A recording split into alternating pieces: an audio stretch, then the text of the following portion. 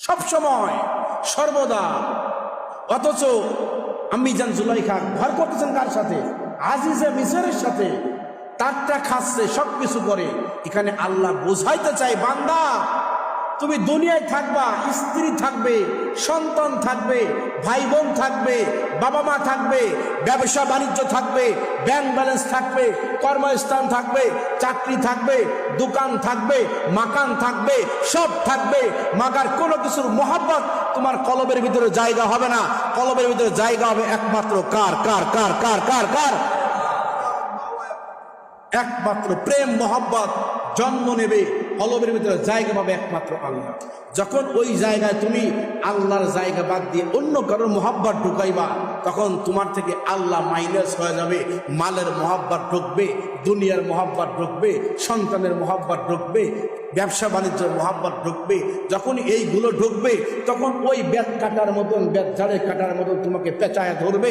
তুমি হাজার চেষ্টা করলেও ছুটতে পারবা না। দৌড় দিবা তো তোমার কাপড় ছিঁড়বে, কাপড় ছিঁড়বে তো অঙ্গ প্রত্যঙ্গ, শরীরগুলো ক্ষত বিক্ষত হয়ে যাবে। সুতরাং এই দুনিয়ার মোহাব্বত সবার সাথে আমার বসবাস করতে হবে, এটা যেমন জরুরি, ঠিক তেমনি ভাবে এর থেকে হাজারো লক্ষ কোটি গুণ জরুরি আমার কলবের ভিতরে একমাত্র জায়গা হবে কার?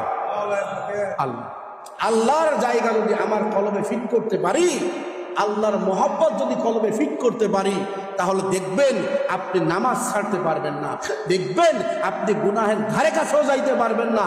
গুনাহ করা তো দূরের কথা, ওই বান্দার মতন যেই বান্দা বলে ভাই গুনাহ সাপ থাকার দরকার নাই, গর্ত যেহেতু আছে সাপ থাকলেও থাকতে পারে, সুতরাং আমি সাপকে ভয় পাই, আমি গর্তের কিনারে যাব না, আমি দৌড় শুরু করলাম। যদি প্রকৃতপক্ষে মুমিন বান্দা হয়, আল্লাহ ওয়ালা হয়, কলবের ভিতরে আল্লাহর ভয় জন্ম নেয়, ওই বান্দা গুনাহ করবে তো দূরের কথা, যেই জায়গায় গেলে, যেই স্থানে গেলে গুনাহ হওয়ার আশঙ্কা রাখে, ওই জায়গা দিয়েও হাঁটবে না, ওই জায়গা দিয়েও হাঁটবে না। কারণ তার ভিতরে আল্লাহর সামনে দাঁড়ানোর ভয় আছে, তার ভিতরে কবরে শোয়ার ভয় আছে, তার ভিতরে হাসরের ময়দানে আল্লাহর সামনে হিসাবের ভয় রাখে, তার কলবের ভিতরে জান্নাতের আশা আছে, তার কলবের ভিতরে জাহান্নামের ভয় আছে, কলবের ভিতরে নেকিবদি মাপবে মিজানের পাল্লার ভয় আছে, হাসরের বিভীষিকাময় প্রান্তরের ভয় আছে। এই জন্য সে গুনার কাজ তো করবে দূরের কথা, যেই জায়গায় গেলে গুনাহ হওয়ার আশঙ্কা রাখে ওই জায়গাতেও যাবে না। যদি সে প্রকৃতপক্ষে আল্লাহওয়ালা হয়, প্রকৃতপক্ষে আল্লাহর খাস বান্দা হয়, মোমেন বান্দা হয়।